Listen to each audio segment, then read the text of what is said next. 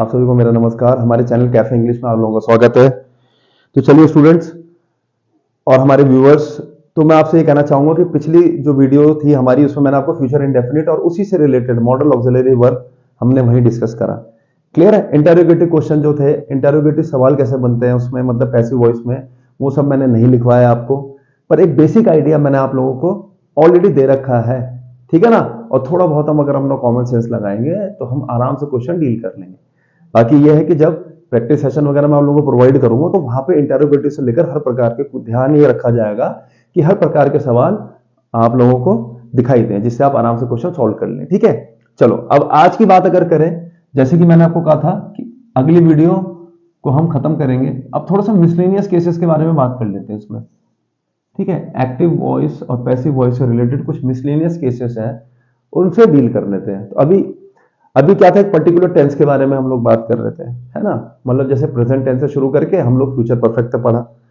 फिर हमने ये भी देखा कि कुछ जैसे परफेक्ट कॉन्टिन्यूअस वाले जो हमारे स्टेटमेंट्स होते हैं, उनका पैसिव वॉइस में कन्वर्जन नहीं होता है, उनको हम पैसिव वॉइस में चेंज नहीं करते। ठीक है, ऐसे ही फ्यूचर कॉन्टिन्यूअस को भी नहीं करते हैं। फिर मैंने आपको मॉडल ऑक्सिलरी वर्ब के बारे में बताया। अब देखो यहाँ पे कुछ मिसलेनियस केसेस है हमारे पास। ठीक है, इसमें देखो, जैसे मान लो थोड़ा इंपेरेटिव स्टेटमेंट्स के बारे में हम बात कर लेते हैं, या इंपेरेटिव सेंटेंस के बारे में हम बात कर लेते हैं। इंपेरेटिव सेंटेंस वो होते हैं कि जहां पे हम लोग क्या करते हैं, जहां पे किसी प्रकार का कमांड आपको देखने को मिले, ऑर्डर वगैरह आपको देखने को मिले। ठीक है, तो वहां पे किस तरीके से सेंटेंस चेंज होता है। क्लियर है? तो मैं कोशिश यही करूंगा कि जो मेरे दिमाग में सीधा सीधा आता रहेगा, जहां जाता कि हाँ ये भी होता है एक्टिव वॉइस में, ये भी होता है, मतलब जो प्रॉपर टेंसेस है उससे अलग हटके। ठीक है ना? तो वो चीजें मैं आपको बताऊंगा यहाँ पे आज। अब देखो एक एग्जाम्पल सिंपल सा, मान लो मैंने एक वाक्य किसी को बोला, ओपन द डोर। ठीक है, इस तरीके से आपने एक वाक्य बोला, ओपन द डोर। ठीक है, या आपने बोला क्लोज द विंडो। देखो मिसलेनियस केसेस के बारे में हम बात करेंगे आज। देखो, open the door, close the window, आपकी समझ में। देखो यहां पे ओपन द डोर, ओपन हमारा वर्ब है, इसका ऑब्जेक्ट क्या है, द डोर, ये हमारा वर्ब है, और ये द विंडो क्या है यहाँ पे, ऑब्जेक्ट।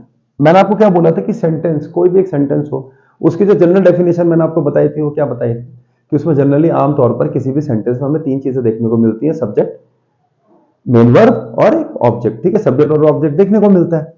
अब यहां देखिए, ओपन द डोर और क्लोज द विंडो, क्या ये एक सेंटेंस नहीं है? क्या ये दोनों सेंटेंसेस नहीं है? ये दोनों सेंटेंसेस हैं, and both these sentences are grammatically right, या करेक्ट, बिल्कुल सही है ये। क्लियर है? मैंने बोला ओपन द डोर, तो अंडरस्टूड है यहां पे कि किसको इंस्ट्रक्ट किया गया है दरवाजा खोलने के लिए या विंडो को क्लोज करने के लिए, सेकंड पर्सन, मतलब लिसनर है।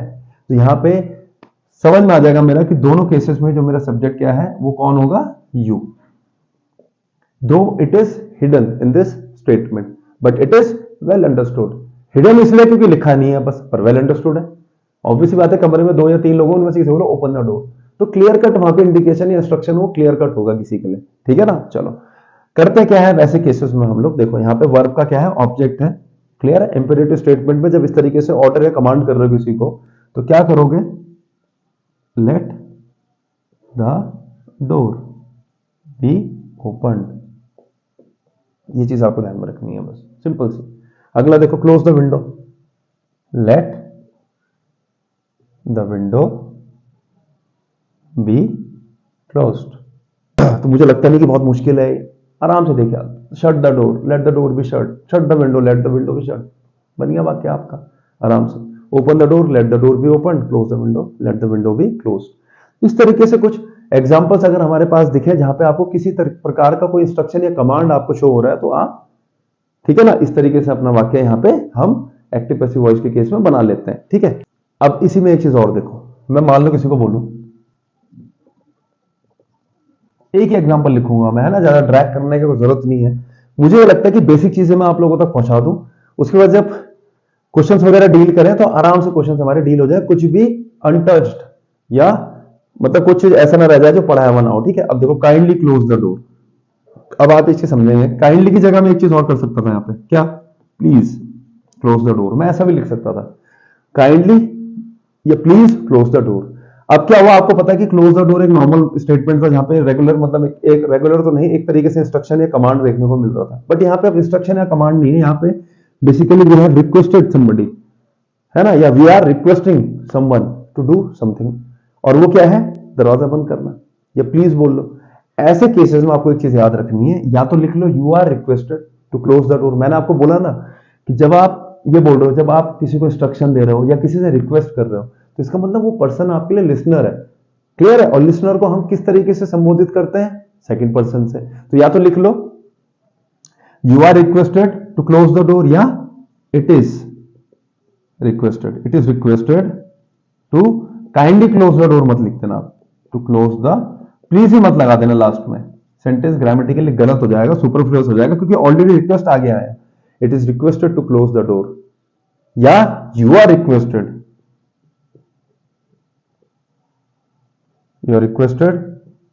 To close the door.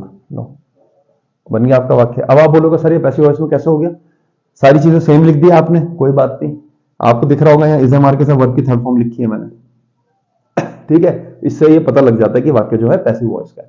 तो it is requested to close the door, you are requested to close the door. ठीक है जी, ये चीज आप लोगों को समझनी है। तो वहां पे जस्ट ये, क्योंकि काइंडली और प्लीज मैंने एडिशनल वर्ड लगाया यहाँ पे, इसलिए जो लेट वाला स्ट्रक्चर था वो हमने यहाँ पे फॉलो नहीं करा। ठीक है, अगला देखो, ठीक है, रेस्पेक्ट योर एल्डर्स, जैसे मैंने ये बोला एक वाक्य। अब फिर से आप देखेंगे तो वही स्ट्रक्चर दिख रहा है, सेकंड पर्सन के लिए भी बोल सकते हो इसे। अब इसमें क्या है कि इसको स्पेसिफिक केस भी मान सकते हो और एक रेगुलर केस भी मान सकते हो, कि जनरल आइडिया ये शो कर रहा है कि वाक्य क्या है, कि जो भी है हमारे जो एल्डर्स हैं उन्हें हमें आदर सम्मान देना चाहिए, है ना। रिस्पेक्ट योर एल्डर्स का मतलब क्या होगा, सिर्फ इस पे स्पीकर किस सेंस में बोलना चाह रहा है इस पे भी डिपेंड करेगा। स्पीकर मतलब किसी एक पर्टिकुलर व्यक्ति को, या उसके सामने एक से ज्यादा लोग हैं, जो वो भी उसके लिए सेकंड पर्सन ही है। जो लिसनर है वो चाहे एक हो तो भी यू है, एक से ज्यादा तो भी यू है।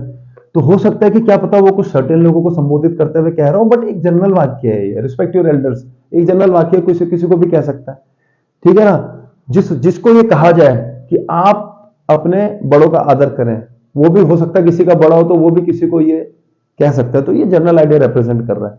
कैसा बन जाएगा वाक्य, सिंपल सा क्या करोगे, मैंने कहा था जब मोरालिटी या मॉरल ऑब्लिगेशन की बात करोगे तो किसका प्रयोग कर लोगे, शुड का। एल्डर्स शुड बी रेस्पेक्टेड,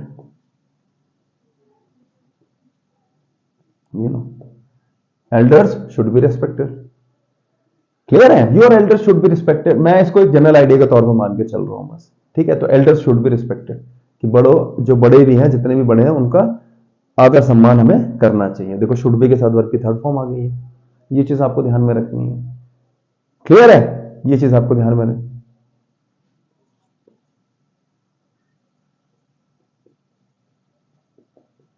ओबे ट्रैफिक रूल्स, ओबे ट्रैफिक रूल्स। अब देखो यहां पे क्या हुआ ये मोरालिटी नैतिकता वाली बात तो है नहीं, ये कंपल्सन है। ट्रैफिक रूल हमें करना पड़ेगा, otherwise we will be fined. और अगर ज्यादा सीरियस क्राइम कर दिया कुछ ट्रैफिक रूल्स को ना फॉलो करते हुए, तो हमें जेल भी हो सकती है। तो ये क्या हो गया, ये कंपल्सन में आ गया। तो शुड लगाऊंगा नहीं, क्या आ जाएगा, obey traffic rules, traffic rules must be obeyed. सिर्फ कॉमन सेंस में भी चलेगा चीज, ऐसा नहीं है, ठीक है ना। आसान टॉपिक है, कोई मुश्किल नहीं है कि बहुत ज्यादा दिमाग लगाना है, बहुत कुछ सोचना है। फिलहाल स्टेटमेंट्स का जो स्ट्रक्चर है वो सेम ही है, पर मैंने अलग अलग आपको तरीका बताया है, way of dealing these questions. मैंने अलग अलग तरीका आपको बताया कि डील कैसे करना है यहाँ पे, है ना। और सिर्फ एक सेम देखो यहाँ, रिस्पेक्ट योर एल्डर्स, भाई मॉरल नैतिकता के आधार पर कह रहे हो आप। यहाँ पे क्या है, ओबे ट्रैफिक रूल्स, क्या है ओबे, क्या है, चलो नैतिकता भी है, मोरालिटी भी है, कि अगर आप ट्रैफिक रूल्स ओबे करोगे तो किसी को भी, जो पासर बाय होगा या जो भी वहां ट्रैफिक सिग्नल वगैरह पे या जो भी उस समय वहां मौजूद होगा, उसको इनकन्वीनियंस नहीं होगी। नैतिकता तो आई गई, बट नैतिकता से ज्यादा इसमें क्या है, कंपल्सन ज्यादा जुड़ा हुआ है, इसमें करना पड़ेगा बेटा, नहीं तो फाइन आएगा घर पे सीधा। तो ये नैतिकता से ज्यादा ही क्या है, कंपल्सन पे ज्यादा है ये एसोसिएटेड ये वाला वाक्य ना, तो मैंने यहां मस्त लगा दिया। कुछ बुक्स वगैरह आप जो भी पढ़ते होंगे, ठीक है ना, उसमें आपको देखने को मिल जाएगा कि कुछ एग्जांपल्स होंगे जहां वो मस्ट भी कह रहा होगा, शुड भी कह रहा होगा, ठीक है ना। ये चीज आपको अब जैसे यहां मैं बोलूं रिस्पेक्ट योर एल्डर्स, तो यहां पे तुम कर सकते थे elders ought to be respected, कर सकते हो, कोई दिक्कत नहीं है, ठीक है। हम सिर्फ ये नहीं देखेंगे कि बुक में ये लिखा है तो बस यही होना चाहिए, बस हाँ बुक ने जो कह दिया ये पत्थर की लकीर है, नहीं। अगर हमारे पास और पॉसिबल ऑप्शंस हैं तो वो आप लोगों तक, आप लोगों की नॉलेज तक वो होना चाहिए, ठीक है। अब एक एग्जांपल और देखो, जैसे मान लो मैं लिखूं it is time to prepare the dinner. अब इसी से क्या है, देखो इन्फिनेटिव वाला केस भी हो जाएगा हमारा सॉल्व, है ना। मैं इसलिए कह रहा हूं आपको कि जो जो मेरे दिमाग में आता रहेगा मैं लिखता रहूंगा सीधा सीधा, बस आसान टॉपिक है, कोई दिक्कत नहीं है, ठीक है ना। It is time to prepare the dinner. अब देखो यहाँ इट इज टाइम, ये तो इंट्रोडक्टरी वो है हमारा। अब इसको क्या बोल लो, मतलब सब्जेक्ट ही बोल लो, मतलब यहाँ पे क्या it is time for what, clear है कि खाना बनाने का समय आ गया है। आपको चीज याद रखनी है बस, इन्फिनेटिव के केस में दिमाग में एक चीज बैठा लो, ये टू के साथ वर्ब की फर्स्ट फॉर्म को हम क्या बोलते हैं, इन्फिनेटिव बोलते हैं। इन्फिनेटिव को जब पैसिव वॉइस में चेंज करना होता है, ठीक है, तो हम क्या करते हैं, टू बी के साथ वर्ब की थर्ड फॉर्म लगा लेते हैं। ये चीज आपको ध्यान में रखनी है। तो ये, अब इसको तो हम इधर उधर कहीं लगा नहीं सकते क्योंकि मेन सब्जेक्ट तो है नहीं है। मेन सब्जेक्ट वो होता है जिस पे फोकस हो, जिसके बारे में बात करी जा रही हो वाक्य में, ठीक है, जो सेंटर ऑफ अट्रैक्शन हो वाक्य का। टू प्रिपेयर तो हमारा वर्ब की फर्स्ट फॉर्म इन्फिनेटिव है, द डिनर ये हमारा ऑब्जेक्ट हो गया। तो इट इज टाइम, अब क्या करोगे, डिनर को शिफ्ट करोगे, तो it is time the dinner to be prepared. अब आपकी चीज याद रखनी है, it is time introductory subject है, ये सब्जेक्ट नहीं है, बस ऑब्जेक्ट को सब्जेक्ट की जगह ले गए। अब मैंने क्या बोला था, हमारे पास पार्ट्स ऑफ स्पीच में ही प्रेपोजिशन होता है जो एक से ज्यादा सब्जेक्ट्स के बीच में, मतलब कनेक्शन एस्टैब्लिश करने के लिए हम यूज करते हैं प्रेपोजिशन का, ठीक है ना। मैं बेसिक डेफिनेशन अभी यही बता रहा हूं। अब इट इज टाइम और द डिनर, ये होना चाहिए ना। इट इज टाइम, मैं लिखूंगा it is time us to perform, तो it is time for whom या फॉर व्हाट, तो यहां पे आ जाएगा for the dinner. It is time for us to prepare for our exams, it is time for us to pull up our socks for our exams, ठीक है ना। तो इट इज टाइम फॉर, तो it is time for the dinner to be prepared. ये चीज आपको ध्यान में रखनी है, यहां क्लियर है। तो देखो टू बी के साथ वर्ब की थर्ड फॉर्म भी आ गई बस। अब इन्फिनेटिव का एक एग्जांपल और देखो, you have to answer this question. लो, अब बिल्कुल कुछ ज्यादा सोचने की जरूरत नहीं है। You have to, has to और हैव टू क्या है, कंपल्जन शो करता है, ठीक है ना। जैसे मस्ट ही हो गया, you must learn this chapter, तुम्हें ये चैप्टर पढ़ लेना चाहिए। You have to learn this chapter, you have to मतलब और कोई ऑप्शन नहीं है, ये तो तुझे पढ़ के आना ही पड़ेगा। यू मस्ट मतलब क्या है, जैसे मान लो टीचर कह रहा है सवाल आ सकते पढ़ ले। यू हैव टू का मतलब क्या है, ये थोड़ा मस्ट से भी ज्यादा स्ट्रॉन्ग साउंड कर रहा है, वैसे यहां पे अभी यू हैव टू मतलब करना ही पड़ेगा, क्लियर है, there is no other choice. You have to answer this question, मैंने क्या बोला, मेन फोकस किस पे, इस पे है, this question has to be answered by you. लो बन गया। तो देखो इन्फिनेटिव यहां पे मैंने लिख लिया, कहीं वैसे ही बुक्स में अलग अलग केसेस के थ्रू मेंशन्ड है कि इट इज टाइम अगर आया तो ऐसा कर लो, इतना याद रखने की जरूरत नहीं है। मैं देखो हमें इससे लेना देना ही नहीं है, सब्जेक्ट वगैरह से ये सब है लेना देना, बट अब यहां पे इस एग्जांपल में देखो कोई इंपॉर्टेंट कोई एक्शन करने वाला पर्सन तो है नहीं यहाँ पे। जैसे हम सब्जेक्ट वर्ब और उसमें बोलते हैं ऑब्जेक्ट में, सेंटेंस में हम बोलते हैं कि एक्शन करने वाला या जिसके बारे में बात करें तो सब्जेक्ट। अब एक्टिव पैसिव वॉइस में तो हमें सब्जेक्ट चाहिए होता है एक्शन करने वाला, है ना, फिर वो ऑब्जेक्ट की जगह बदलेगा। हमें दिख रहा है यहाँ पे साफ, इट इज टाइम सिर्फ क्या है, इंट्रोडक्शन, वो है इंट्रोड्यूस करने के लिए इस मेन एक्शन को। टाइम आ चुका है पर करना ही है, इससे कोई लेने देने नहीं है ना, ये सेंटेंस में कहीं शिफ्ट होता है। हमें बस ये देखना है कि फोकस बताओ किस पे रखना है, कि सेंटेंस का एक रेगुलर सेंटेंस है या, अब जैसे यहां देखा यहाँ इन्फिनेटिव लगा, तो आपको पता होना चाहिए यार एक्टिव पैसिव वॉइस में अगर इन्फिनेटिव देखने को मिल रहा है तो टू बी के साथ वर्ब की थर्ड फॉर्म लगा देनी है, बाकी ये जो होता रहे। अब ये लिख देगा आपके पास ऑप्शन में, the dinner to be prepared it is time, पढ़ने में और बोलने में ही गलत लग रहा है, क्लियर है, तो पता लग जाएगा कि यहां पे इस तरीके से इसमें कोई चेंज नहीं आएगा। अब यहां देखो you have to answer this question, तुमने कहा ये तो कुछ अलग हो गया, पर देखो एक चीज तो सिमिलर है ना दोनों में, कि फोकस किस पे है, ये इन्फिनेटिव पे। तो इन्फिनेटिव पे है अगर बेस सवाल एक्टिव पैसिव वॉइस में, तो एक्टिव वॉइस को जब कन्वर्ट करेंगे इन्फिनेटिव वाली फॉर्म को, तो उसमें लिख देंगे टू बी के साथ वर्ब की थर्ड फॉर्म। बन गया आपका ये वाला केस।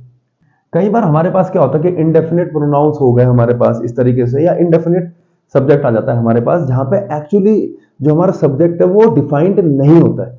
जैसे यहां देखो, people consider that he is honest, ठीक है, ये तो हमें पता है कि वो ऑनेस्ट है, ये लोग कौन है ये हमें नहीं पता, ठीक है।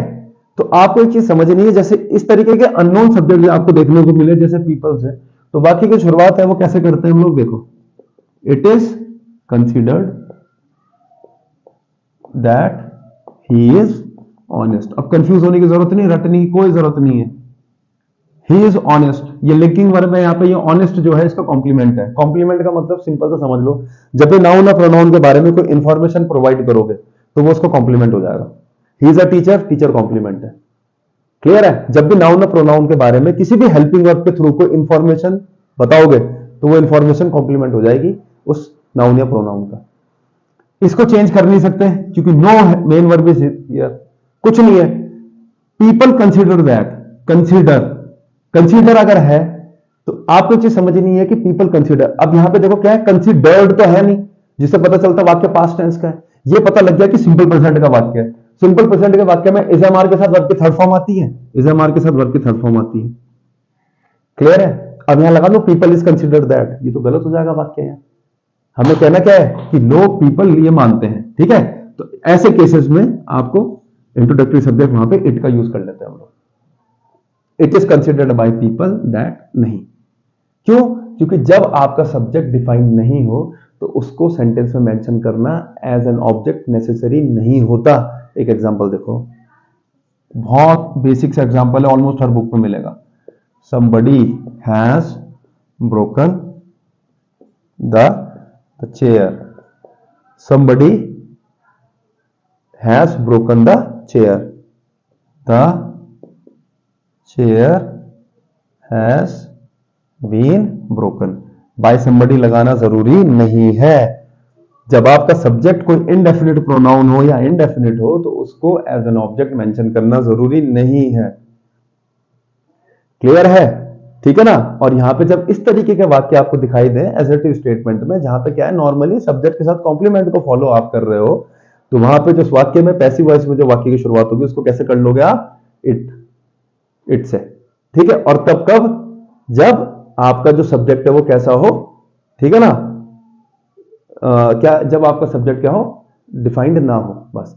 क्लियर? अब यहां पे ऐसा आ जाता राम कंसिडर दैट, तो इट इज कंसिडर्ड तब लग जाता it is considered bye Ram that he is honest. ये चीज आपको ध्यान में रखनी है। ठीक है जी, चलो। somebody has broken the chair has been broken by somebody लगाना is not at all necessary। बस एक चीज आपको ध्यान में रखनी है, कुछ बुक्स में मैंने देखा है कि वो लिख देते हैं ऑप्शन में। अब बुक वालों को तो कौन रोक सकता है यार? ठीक है, वो लिख देते हैं the chair has been broken by somebody। अगर इस तरीके से अगर ऑप्शन आ गया तो फिर उसी को अपना आंसर मार्क करना। मैं दोबारा रिपीट कर रहा हूं, the chair has been broken बिल्कुल सही है, बाय समबडी लगाना नेसेसरी नहीं है। बट अगर ऑप्शन में दिख जाए the chair has been broken या the chair has been broken by somebody वाले को अपना आंसर मार्क कर लेना। वैसे इन्हें देना नहीं चाहिए कायदे से ही, पर अगर आ गया तो उसको बाय समबडी को अपना आंसर मान लेना। क्लियर है? ये चीज आपको ध्यान में रखनी है। ठीक है, चलो आगे बढ़ते हैं इसी बात पे। अब एक सिंपल सा एग्जांपल ये देखो, जैसे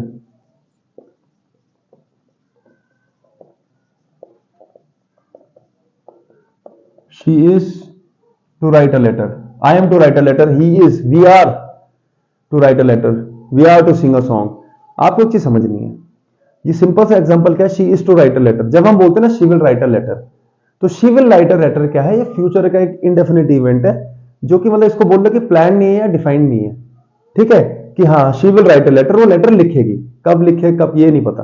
बट व्हेन यू से she is to write a letter का मतलब क्या है? जब आपको श्योरिटी हो या आपको नॉलेज में हो कि ये फ्यूचर का जो एक्शन है ये नियर फ्यूचर में होने वाला है, तो उस केस में आप लोग इज एम आर के साथ टू और वर्ब की फर्स्ट फॉर्म का इस्तेमाल कर सकते हो। मतलब जब आपको पता है कि इवेंट प्लान है या when this event is going to take place, तो इज एम आर के साथ आप लोग टू का प्रयोग कर सकते हो वर्ब की फर्स्ट फॉर्म के साथ फ्यूचर के इवेंट को बताने के लिए। जैसे हम बोल सकते हैं he is about to cry.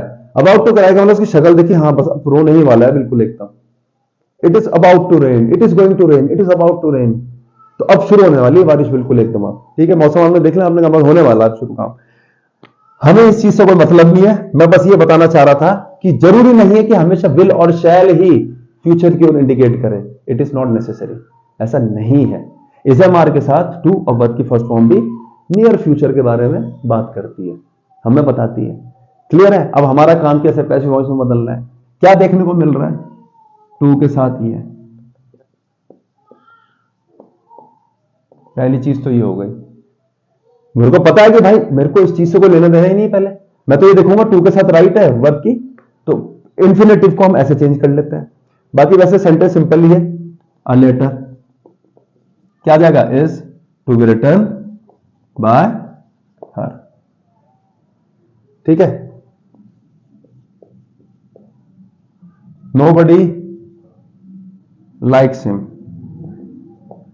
तो नोबडी लाइक्स हिम में सीधा सा बन जाएगा वाक्य, देखो he is liked by nobody. इसको मुझे लगता नहीं है, चलिए कर दिया मैंने discuss. Nobody likes him, he is liked by nobody. Clear है, ये चीज आपको ध्यान में रखनी है।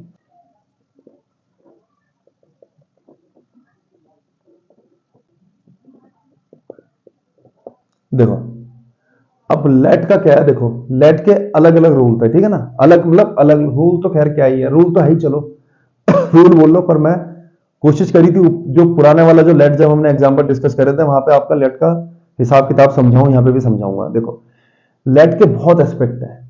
लेट का क्या है कि जब भी इंस्ट्रक्शन वगैरह की हम बात करते हैं तो पैसिव वॉइस में लेट का इस्तेमाल हम कर लेते हैं एज एन इंट्रांसिटिव वर्ब।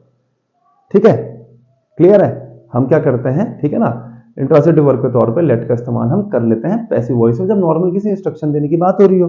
ठीक है, जैसे किसी को ऑर्डर है कमांड करो तो पैसिव वॉइस में, जो कि मैंने एग्जांपल भी दिया था आपको, let the door be open.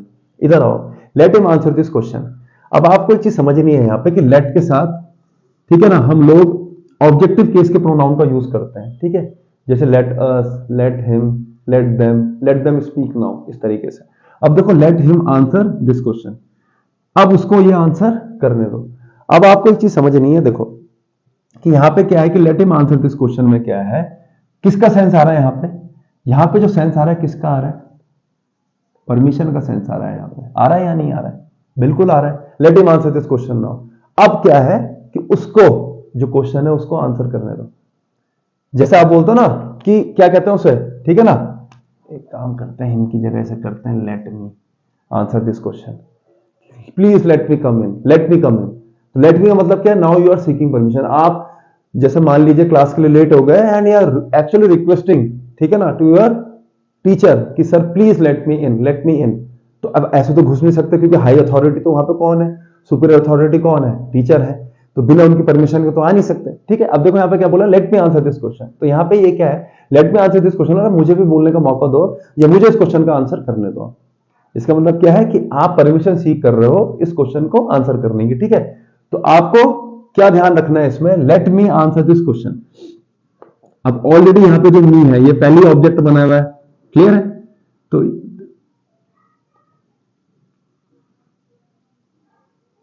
इसको तुम बना सकते हो कैसे, लेट मी,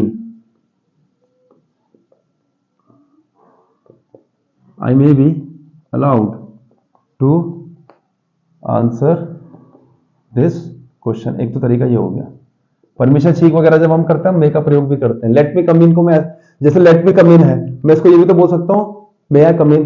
ठीक है ना, लेट मी कम इन मतलब अर्ज कर रहे हो, किसी से परमिशन मांग रहे हो, मे आई कम इन मैम, ये भी परमिशन मांगने का तरीका है। वहां पे मॉडल ऑक्सिलरी मे का इस्तेमाल हम कर लेते हैं। ठीक है, तो let me answer this question, तो I may be allowed to answer this question. ठीक है, और एक तो ये हो गया, इस क्वेश्चन को एक तरीका और है लिखने का, वो क्या है मैं बता देता हूं तुम्हें। Let this question be answered by me, ये लो, let this question be answered by me. Clear है, तो I may be allowed to answer this question भी बोल सकते हो, let me answer this question, I may be allowed to answer this question, permission मांग रहे हो। ठीक है ना, तो क्या हो जाएगा, ये भी तरीका ठीक है इसका। और दूसरा क्या है, let this question be answered by me, let this question be answered by me. ये तो जनरल है, ये आपको हर जगह देखने को मिल जाएगा। क्लियर है, मैं ये नहीं कह रहा ये नहीं देखने को मिलेगा, बट आपको पता होना चाहिए ये भी हो सकता है, कोई दिक्कत नहीं, I may be allowed to answer this question. ठीक है, यहाँ पे थोड़ा सा हमें समझना पड़ेगा कि परमिशन के सेंस में जैसे हम लेट का बोल रहे हैं तो मॉडल ऑक्सिलरी वर्ब के तौर पे हम लोग वहां पे मे का प्रयोग भी कर सकते हैं। जैसे कि हमने कहा करा था रिस्पेक्ट योर एल्डर्स में, ओबे ट्रैफिक रूल्स में हमने खुद से आइडिया लगाया कि ओबे ट्रैफिक रूल्स है तो मस्ट वाली सिचुएशन है, मस्ट सिचुएशन है फॉर एवरी सिटीजन, है ना। ठीक है ना, और रेस्पेक्ट योर एल्डर्स में क्या बोला था, शुड वाली कंडीशन है सबके लिए मोरालिटी के आधार पर। तो उसी तरीके से हम लोग यहाँ पे भी तो बोलता ना मे आई कम इन मैम, तो मे आई कम इन का मतलब क्या है? मतलब आप क्या कर रहे हो, आप किसी से परमिशन मांग रहे हो। आप किसी को ये टीचर को ये क्यों नहीं बोला कभी हमने can I come in ma'am?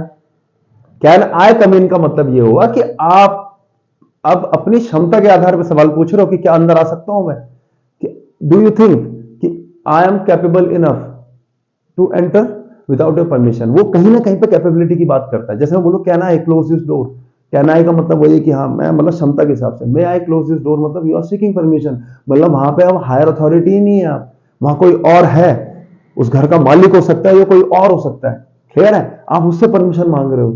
तो वहां पे तो उसी तरीके से परमिशन के लिए यहाँ पे मे का प्रयोग आप कर सकते हो, कोई दिक्कत नहीं है, ठीक है ना। ये चीज आपको ध्यान में रखनी है। अब देखो मैंने क्या बोला था,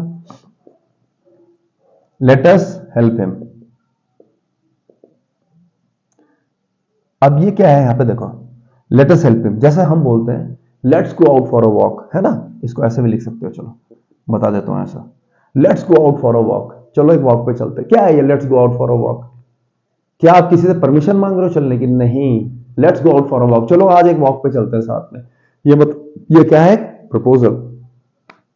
प्रपोजल कि चलो ऐसा कर लेते हैं। वो सामने वाले डिपेंड करेगा आंसर क्या आएगा। ये मैं तुम्हें क्वेश्चन टैग में और अच्छे से बताऊंगा ऐसे सवालों को। क्वेश्चन टैग भी हमारे पास होता है एक टॉपिक, ठीक है, उसको भी मैं आपको डिटेल में बताऊंगा, वो भी कहीं ना कहीं पर टेंसेस से रिलेटेड है। लेट्स हेल्प हिम प्रपोजल है, ठीक है ना, इसको ऐसे भी बोल सकते हैं हम लेट्स। अब इसको एक तरीका तो ऐसा लिखने का, let him B help by us. एक सिंपल सा फंडा हमने सीख रखा है कि हमारी जो वर्ब होगी उसको हमने किस में चेंज करना है? वर्ब की थर्ड फॉर्म में। वर्ब की थर्ड फॉर्म जो है बिना हेल्पिंग वर्ब के आपको नहीं लिखनी है पैसिव वॉइस में। जब इस तरीके के वाक्य हों जहां पे हमें नहीं पता चल रहा है क्या है, और जहां यहाँ पे मॉडल ऑक्सिलरी वर्ब का हम कहीं ना कहीं इस्तेमाल कर रहे हैं, तो वहां पे हम लोग किसका इस्तेमाल कर लेते हैं? बी का। क्लियर है? ये चीज आपको ध्यान में रखनी, चाहे मॉडल ऑक्सिलरी वर्ब का केस हो, चाहे लेट वाला एग्जांपल हमने देखे हो। उसके अलावा जहां जहां जो जो हेल्पिंग वर्ब्स निर्धारित हैं, जो कि सर्टेन है, हम उन्हीं के आधार पे अपना वाक्य बदलते हैं। क्लियर है? ये चीज आपको समझनी है। तो let him B help by us, ठीक है ना। और इसको चाहो अगर मॉडल ऑक्सिलरी वर्ब के थ्रू लिखना चाह रहे हो तो ऐसा भी लिख सकते हो, let us help him, he should be help by us. ऐसा भी चाहो तो आप इसे लिख सकते हो इस वाक्य को, ठीक है ना।